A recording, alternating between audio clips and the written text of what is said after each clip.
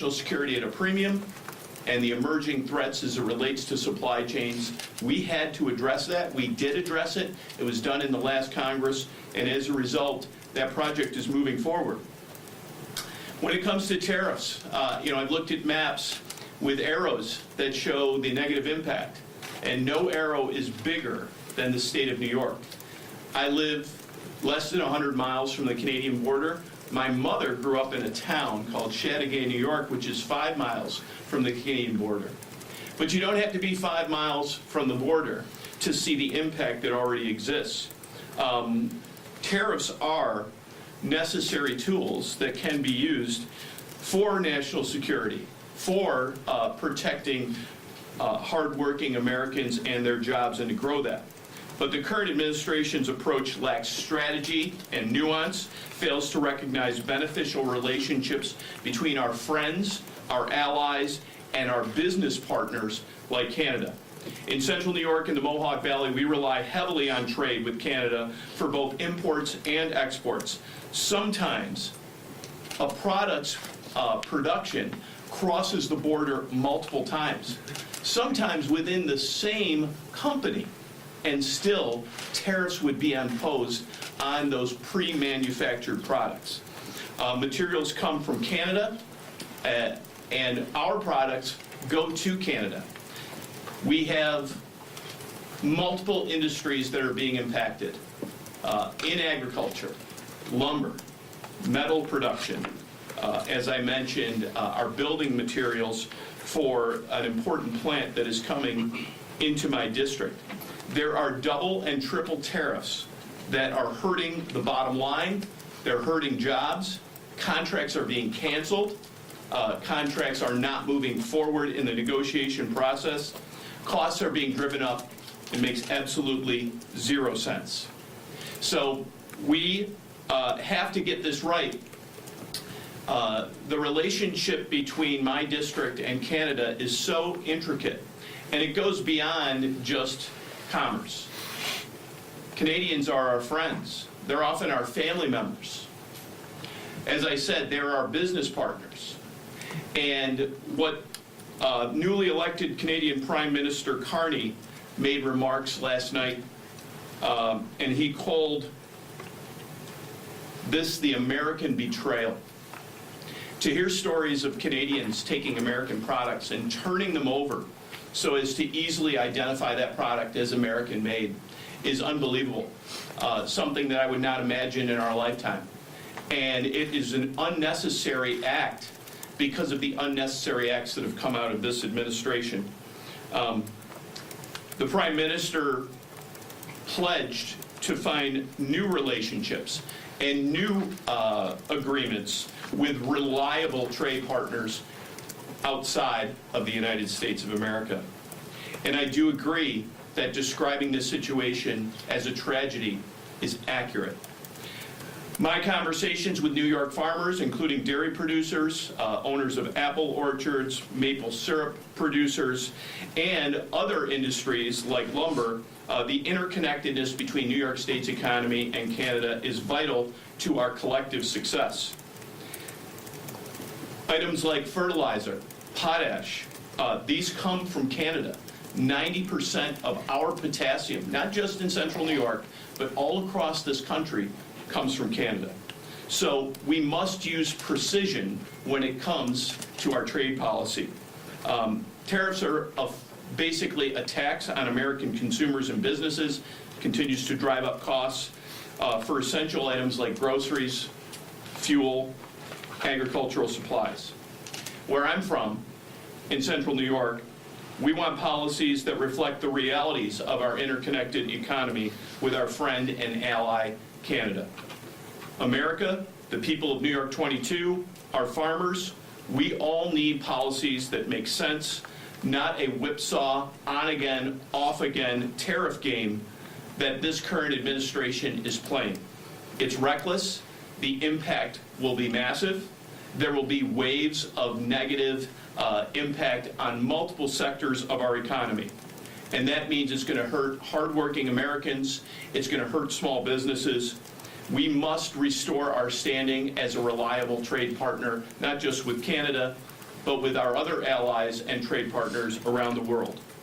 Simply, we are hurting consumers. We're hurting Americans. We're hurting businesses because of a lack of a cohesive strategy. We need to be more thoughtful. We need to be more targeted.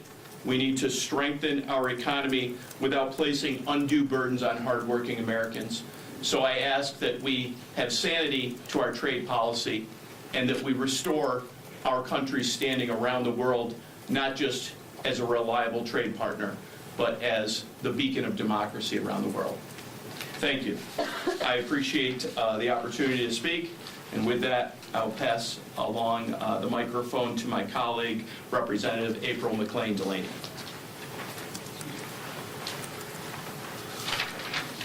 District of Maryland, and when elected, made a commitment to my constituents to seek common sense, common ground solutions. Sadly, the past 100 days, I've desperately been trying to find either common sense or common ground, and in fact, the chaos that has ensued has hurt everyone within my district. My district is as economically diverse as any district in the country. It starts not far from here in Montgomery County, where NIH researchers are curing cancer, and NIST employees are establishing parameters for AI innovation. And it goes all the way to beautiful Mountain and Western Maryland, where family farms are providing their bounty to our community, and it borders West Virginia and Pennsylvania. In my district, no one has escaped the harmful impact of Trump tariffs and isolation policy, or his indiscriminate cuts to federal workers. I represent over 35,000 federal workers at agencies such as NIH, the National Institute of Cancer, NIST, our Fire Academy, and Fort Detrick. Farmers are very concerned about selling their crops because of tariff impacts, but also because of markets drying up. Markets they normally sold into, like through USAID or through SNAP programs. And cancer and innovation researchers and the surrounding biotech and tech private markets have been dealt a devastating blow from government cuts to both agencies and research and innovation engines. Small businesses and consultants are cratering because of lack of business. And this in turn is hurting everyday smaller businesses, markets, salons, sole proprietorships, who depend on spending in their community. And this includes tourism and business linked to our 7 national parks in this district. We are home to the C&O Canal, which gets as many visitors per year as Yellowstone. With respect to specific examples, last week I toured the Volvo factory in Hagerstown, Maryland, where they make Mack trucks. I was privileged to even get to drive one. They produce the engines and the axles for these vehicles and are pioneering some EV technology. But in the short term, they told me they have 1,700 workers. But instead of reshoring and bringing innovation and investment into the United States, Volvo is projected to cut 50 to 100 workers due to tariffs and economic insecurity. They do not know how the market will react, and more cuts might come later.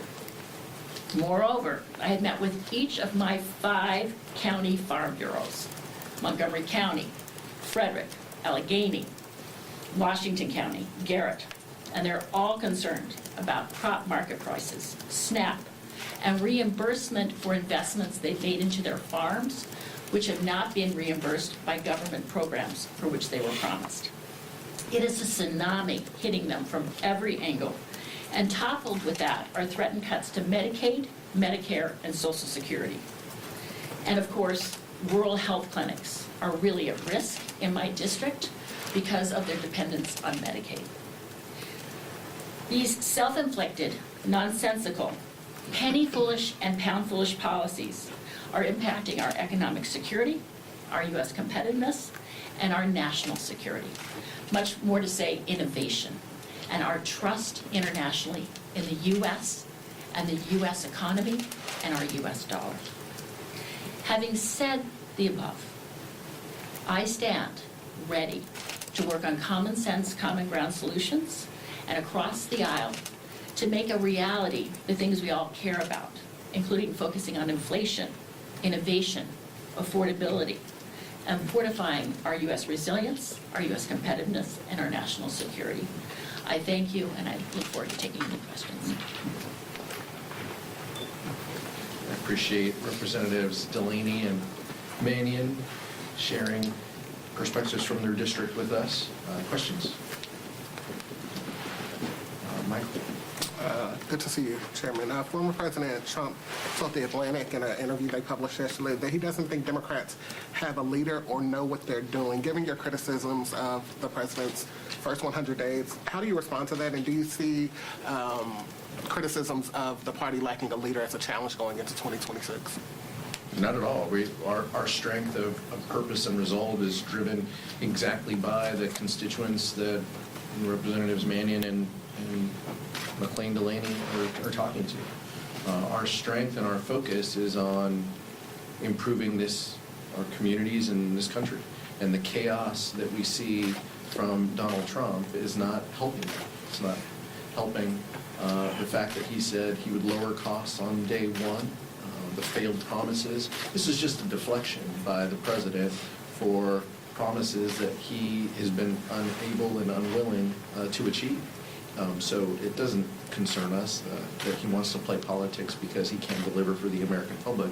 Our focus is just that. We will continue to be guided by the strengths of our communities and the focus of our districts, lowering the costs that people are burdened by, increasing rents, increasing grocery costs, increasing costs of living. Those are the things that the American public is concerned about, and they don't see a leader in Donald Trump that is willing to do that. We're working every day, House Democrats, to lead with that example. We look forward to the opportunity when we have gavels so we can carry forward policy that does just that. Yes, sure. Democrats, we respond to American people. The American people are our bosses. Unlike many House Republicans who basically take direction from one person and completely flip their views just because Trump says something. Most Republicans are free traders. They would be aghast at indiscriminate tariffs, and now they remain silent just because Trump said it.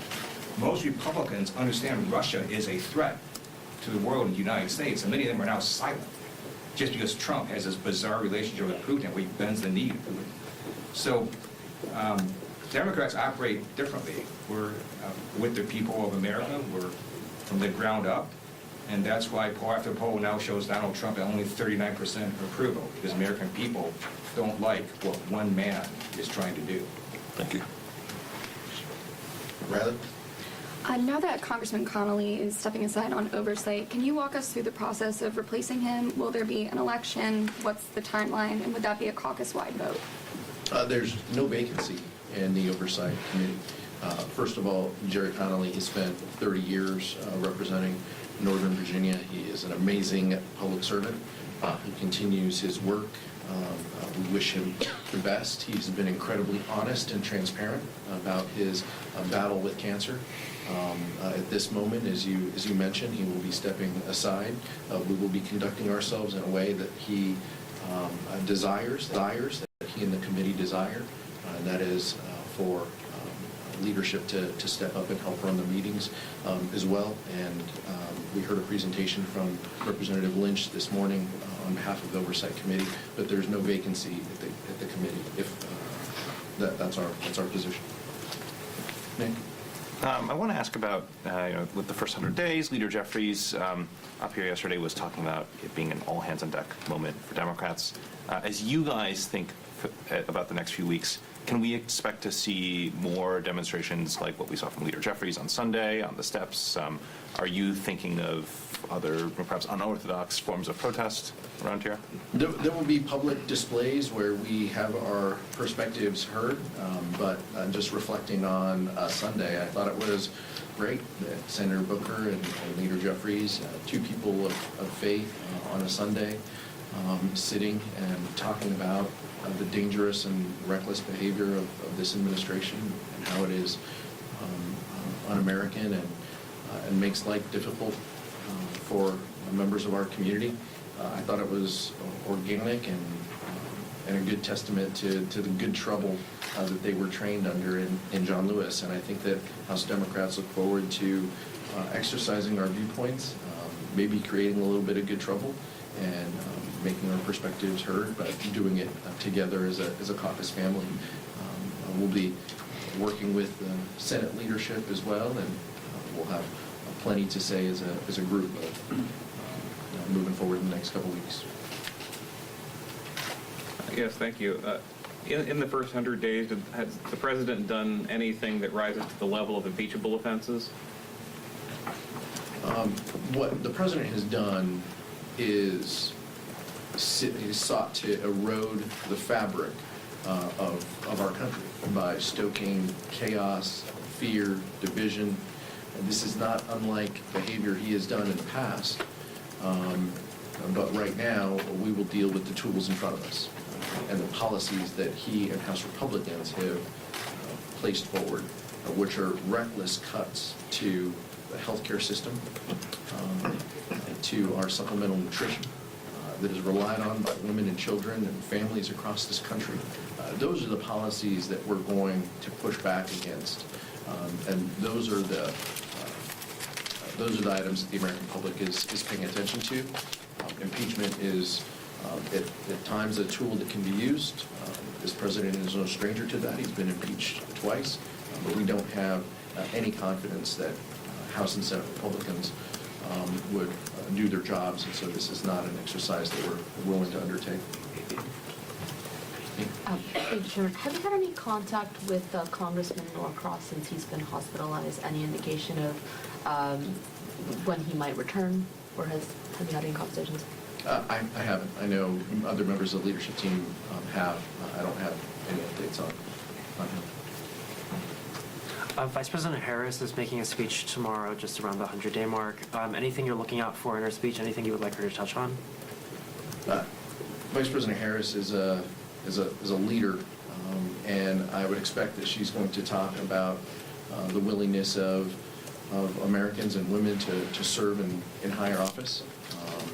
Her perspective is something that is sought after, and what she has experienced in the highest offices in the land to starting as a local DA, being a statewide office holder. I think she has a lot to share about her experiences in elected life, what lessons can be learned by others who are interested in taking that step. It is an incredibly difficult step, as our two new member colleagues understand. Taking on this burden of public service is such a blessing, and I think she has a lot to share that we could learn from. So I look forward to hearing the speech myself. Thank you. I'm curious, in these first